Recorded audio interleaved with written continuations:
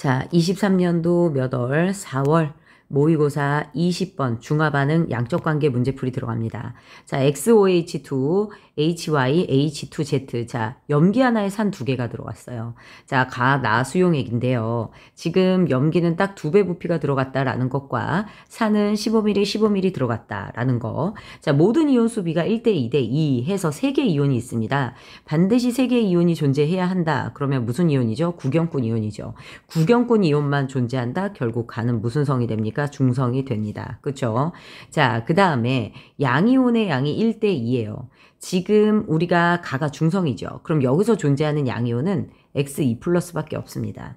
X2 플러스밖에 없고 그거에 딱 2배다. 그런데 얘가 부피가 딱 2배 들어갔죠. 그러면 여기도 X2 플러스밖에 양이온이 없으면서 나의 용액은 염기성이다 라고 거의 가정 지을 수 있죠. 자, 그러면 우리 여기 들어가 있는 X이온은 자 어떻게 될까요? A 곱하기 V죠. 그러면 AV, 그 다음에 R자 이온은 EAV, 그 다음에 여기 들어간 건 몇 AV, 2AV, 그 다음에 4AV 이렇게 들어갑니다. 자, 그 다음에 여기 들어가는 R자 이온, 구경꾼 이온 모두 다 몇이 됩니까? 30A가 돼요. 여기는 어떻게 됩니까? 15B, 그 다음에 30B 이렇게 들어가게 됩니다.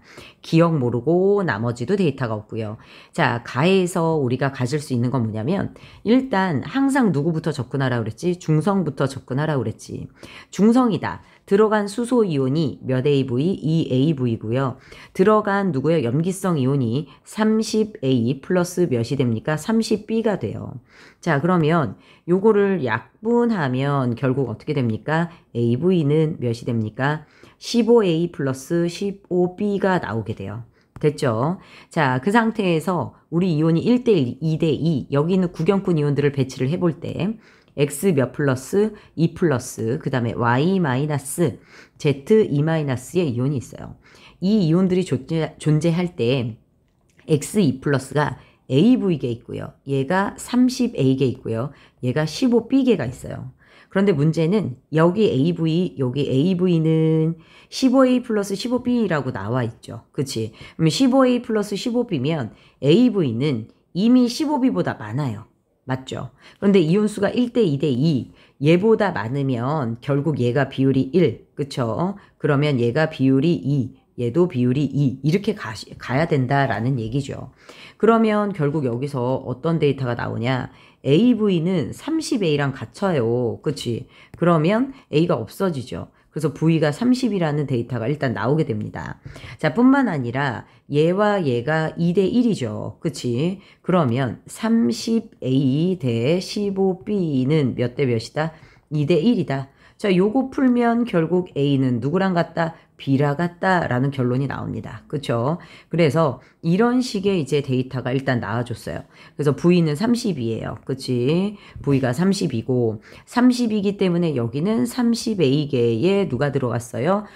구경꾼 이온이 들어가고 60A계에 R자 이온이 들어갔습니다. 그러면 여기는 2배이니까요. 60A계, 120A계에 구경꾼 이온과 R자 이온이 들어가요. 자, 그러면 나는 염기성으로 우리가 났단 말이야, 지금. 그러면 존재하는 이온이 어떻게 됩니까? X2 플러스, 맞죠?